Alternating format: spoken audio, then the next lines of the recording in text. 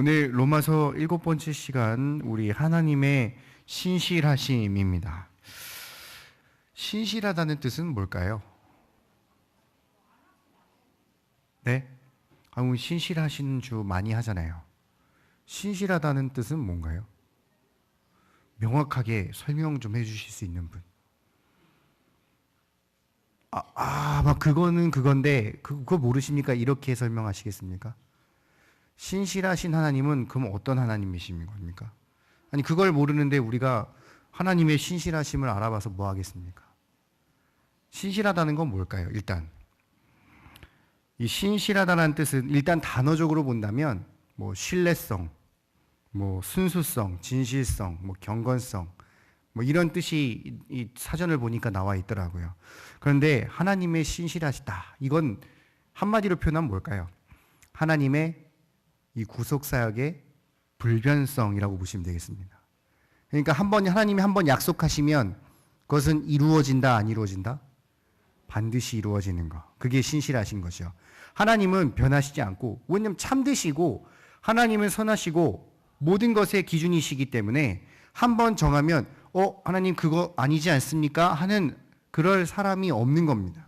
그럴 존재가 없기 때문에 하나님이 정하신 대로 그대로 이루어지고 변하지 않고 그렇게 성취되는 것을 우리가 하나님의 신실하심이라고 말하죠. 그래서 우리가 변하지 않는 항상 그런 찬송가도 있지 않습니까? 자, 우리가 전 시간에 배웠던 것을 잠깐 살펴본다면 바울은 헬라인이나 유대인이나 모든 사람들은 다 하나님 앞에 죄인이라 했습니다. 그 누가 될지라도 하나님 앞에 죄인이기 때문에 반드시 우리가 구원받기 위해 필요한 것이 무엇이라 했습니까? 뭐죠? 복음.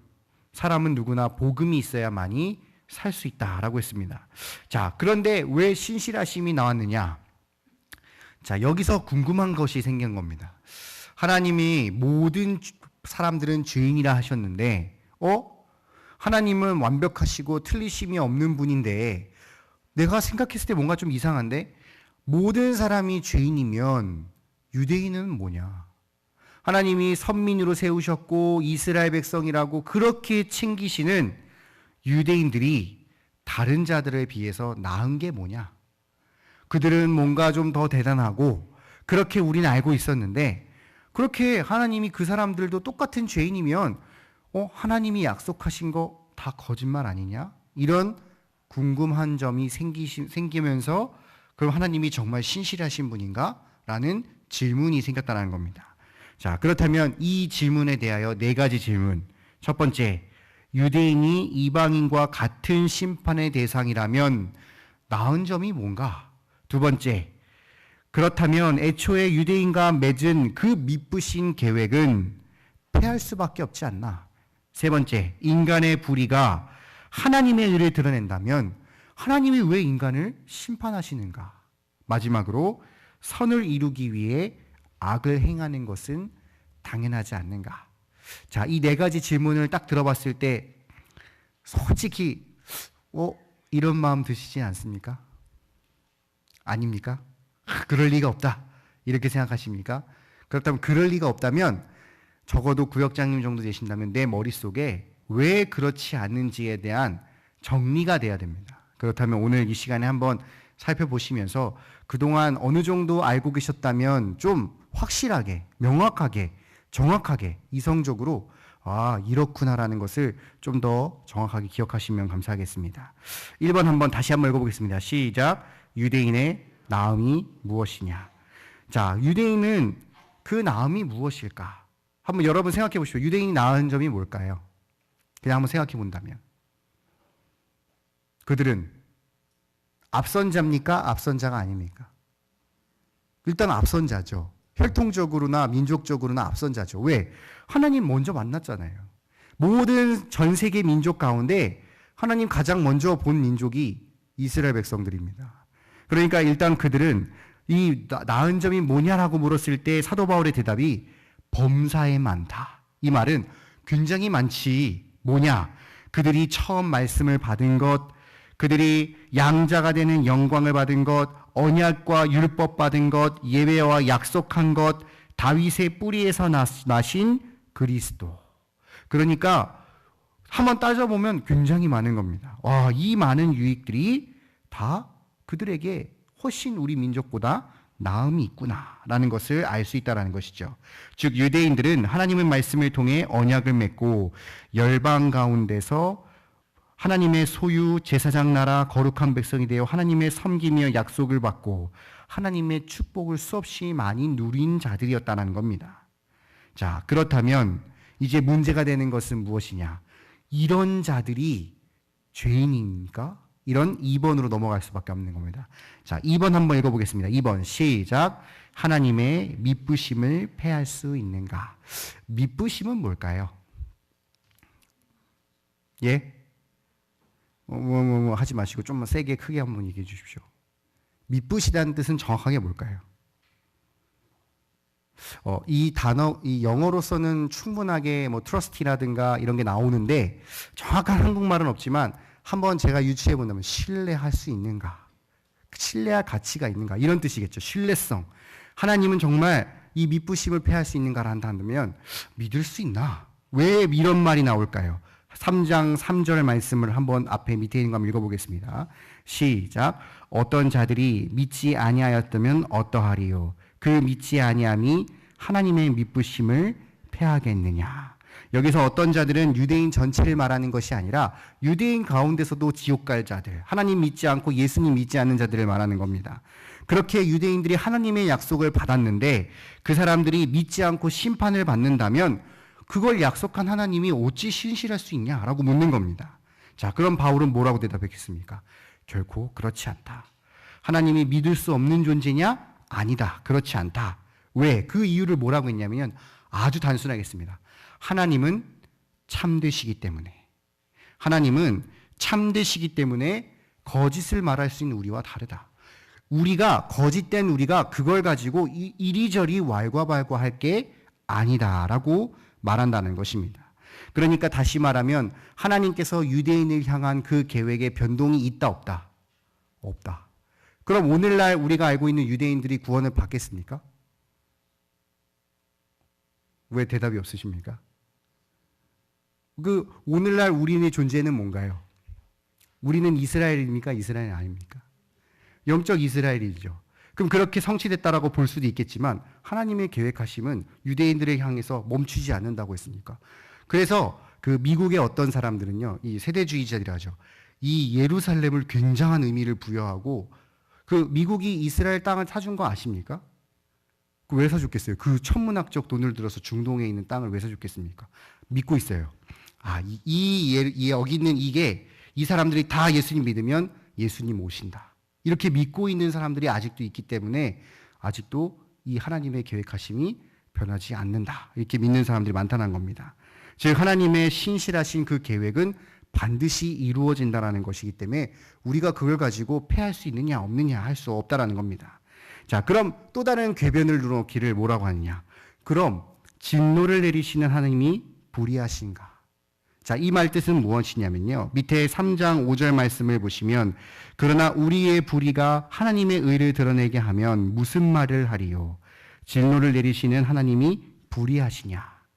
자, 이 말 뜻은 무엇이냐면요. 예를 한번 들어볼까요? 블레셋 사람들은 구원받은 자입니까? 구원받지 못한 자입니까? 구원받지 못한 자입니다. 그럼 그들은 이스라엘 백성들을 항상 괴롭히는 자죠. 그럼 그건 누가 허락하신 겁니까? 하나님. 그럼 하나님이 이스라엘 백성들을 훈련시키고 연단시키고 블레셋 사람들을 썼어요. 그럼 블레셋 사람들의 입장은 뭐예요? 우리는 하나님이 쓰셔서 그렇게 한 거야. 하나님이 그렇게 쓰시니까 이렇게 한 거니까 왜 우리를 심판하십니까? 나 하나님 쓰셔갖고 이스라엘 백성들 연단시키는 도구로 사용받았는데 어떻게 생각하십니까? 맞습니까? 그들은 구원받을 자입니까? 혼란스러우신 거예요? 그냥 대답을 안 하시는 거예요. 절대 그렇지 않습니다. 왜냐하면 하나님이 그 인간의 불신앙을 가지고 심판하지 않느냐라고 한다면 하나님이 불의하시다면 어떻게 불의한 세상을 심판할 수 있겠습니까? 예를 들어서 가룟 유다가 배신했기 때문에 예수님이 십자가 못 박혀 구속의 대속을 했죠. 그럼 가룟 유다가 십자가의 공로가 있습니까? 가룟 유다가 그 배신했기 때문에 나도 십자가 대속의 한 방편으로 사용받았습니다 라고 할 수 있습니까? 아니죠. 왜냐? 가룟 유다가 저주받은 죽음을 당하지 않았습니까? 스스로 목숨을 끊는 분명한 비참한 말로를 통하여서 하나님이 분명하게 심판하신다는 것을 우리가 알 수 있다는 겁니다. 더 쉬운 예를 들어볼까요? 훌륭한 위인들이 못된 친구, 선배, 선생님들의 괴롭힘을 당했을 때 꿋꿋이 역경을 이겨내고 훌륭한 선생님이 됐어요. 훌륭한 이인이 됐을 때 그 사람 때문에 내가 됐습니다라고 말합니까? 아니지 않습니까? 그 상황을 내가 이겨냈기 때문에겠지 그 사람을 내가 이젠 당신 때문에 내가 이렇게 된 겁니다라고 하는 사람은 없지 않겠습니까? 바로 이러한 궤변에 우리가 넘어가서는 안 된다는 겁니다. 다음 장 펴볼까요? 4번 한번 읽어보겠습니다. 시작. 선을 이루기 위해 악함은 당연한가? 3장 8절 말씀 밑에 보시면 한번 읽어보겠습니다. 시작. 또는 그러면 선을 이루기 위하여 악을 하지 않겠느냐?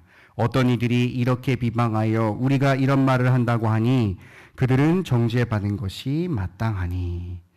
그러니까 그야말로 이 기독교인들이 하나님의 선을 이루기 위해 악을 행하며 돌아다닌다라고 비방하는 자들이 있었다고 합니다. 그러니까 실제로 그런 사람들이 분명히 존재했겠죠.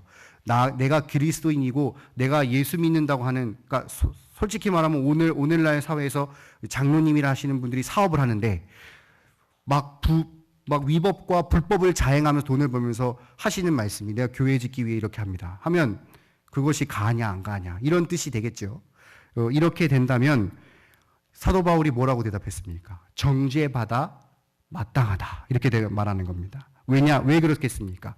하나님이 선하시기 때문에 선하지 않으시기 때문에 선하시기 때문에 하나님은 합당한 것만을 받으십니다. 합당치 않는 것은 결코 받지 않고 오히려 정죄받는, 그러니까 하나님은 자신의 의를 위해 악을 조장하는 분이 아니시며 오직 불의와 죄악은 인간 스스로 만들어낸 타락의 결과일 뿐이기 때문에 따라서 하나님의 의를 드러난다고 해서 죄를 짓는 자의 사상과 말은 악한 궤변에 불과하다라는 것을 계속해서 나타나고 있다는 겁니다. 정리해 보면요, 결국 참 이러한 내용들은 그야말로 믿는 신자조차도 헷갈리게 합니다. 정말 이게 하나님이 선하신 건가? 선하시지 않는 건가?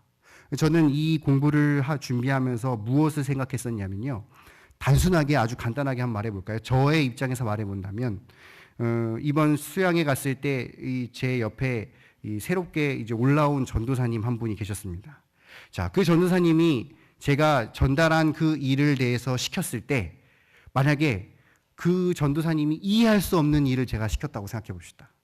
그럼 그 전도사님으로서는 이해가 안 가는 거예요. 왜 이 일을 시키는지. 목사님이 왜 나한테 이 일을 시켰을까?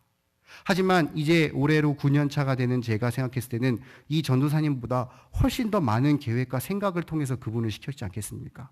마찬가지입니다. 하나님이 우리가 생각하는 그 앞날과 계획은 우리가 아무리 생각해봐도 감히 헤아리거나 감히 그것을 이해할 수가 없는 겁니다. 하나님이 정말 일주일 전, 죄송한 말이지만 저번 주에 있는 성경 공부 내용을 기억하시지 못하는 우리 앞에 하나님께서 앞으로 10년, 20년, 30년, 아니 70년 다음 세대까지 계획하시는 그 계획하심, 그 선하신 계획을 우리가 어떻게 알 수 있겠습니까? 그렇기 때문에 우리가 언제나 하나님 앞에 섰을 때, 그 신실한 하나님 앞에 섰을 때 우리가 할 수 있는 것은 이러한 궤변이 아니라 죄를 발견하고 겸손하게 하나님은 참되시고 의로우십니다 라고 고백할 뿐인 것입니다. 그렇기 때문에 여기 계신 구역장님들이 계속 계시는 거 아니겠습니까? 여기 계신 분들 중에 언제나 승승장구하고 사업 잘 되고 자녀들 잘 되고 항상 그런 삶을 사시는 거 아니지 않습니까?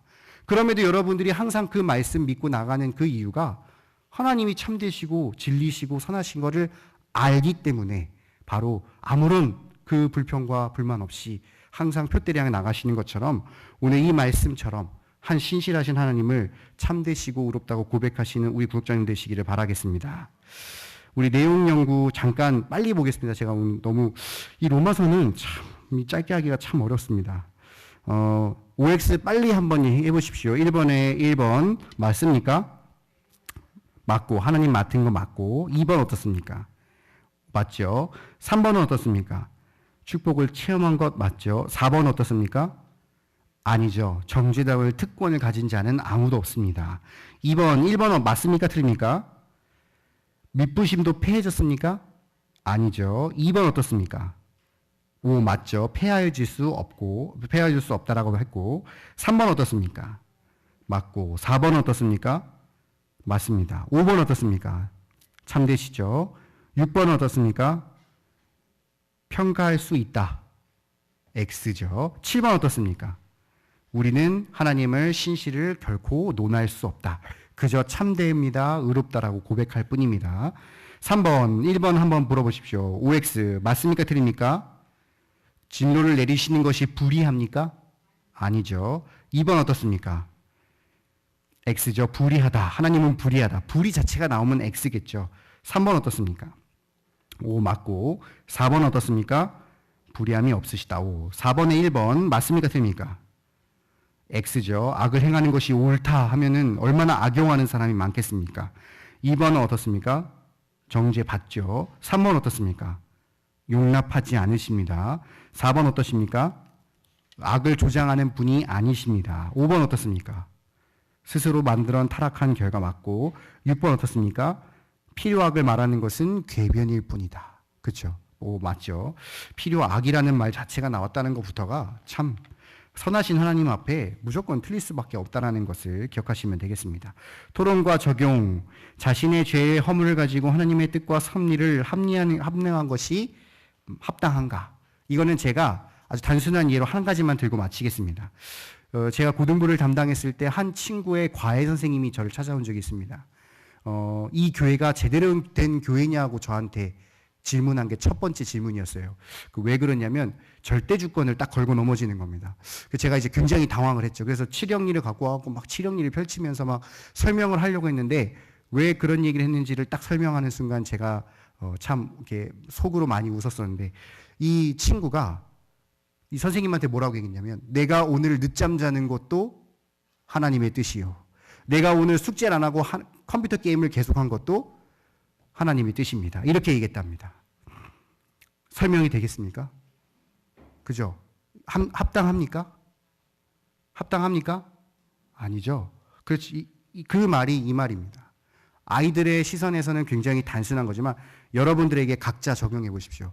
내가 하고 있는 행동이 합당한가 안 합당한가. 그거는 하나님을 계속해서 말씀을 들으신 여러분들이 더 분명하게 판단하실 수 있는 이성과 그리고 우리가 갖고 있는 본분이 있으시니까요. 그렇기 때문에 하나님 앞에 사람이 취해야 할 태도는 언제나 죄를 발견하여 회개하는 겸손과 참되고 의로우시다는 고백뿐이라는 사실을 기억하시면 되겠습니다.